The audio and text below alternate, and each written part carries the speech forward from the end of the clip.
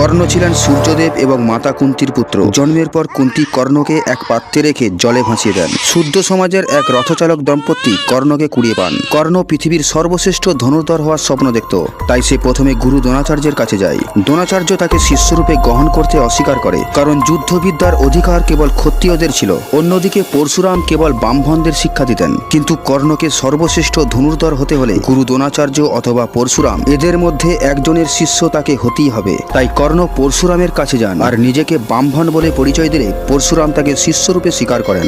পরশুরাম কর্ণকে তার সমস্ত বিদ্যা শিখিয়েছিলেন। একদিন পরশুরাম কর্ণের কোলে ঘুমাচ্ছিলেন, ঠিক তখনই এক বিষাক্ত পোকা কর্ণের পায়ে কামড়ে দেয়। প্রচন্ড যন্ত্রণার মধ্যেও কর্ণ এতটুকু নড়েননি যাতে গুরুদেবের ঘুম না ভেঙে যায়। কিছুক্ষণ পর পরশুরামের ঘুম ভাঙলে কর্ণের ক্ষত আর রক্ত দেখে পরশুরাম বুঝতে পারেন কর্ণ ক্ষত্রিয় বংশের ছেলে, কারণ এত যন্ত্রণা সহ্য করার ক্ষমতা কেবল ক্ষত্রিয়দের থাকে। তিনি কর্ণের কাছে তার সত্য পরিচয় জানতে চাইলে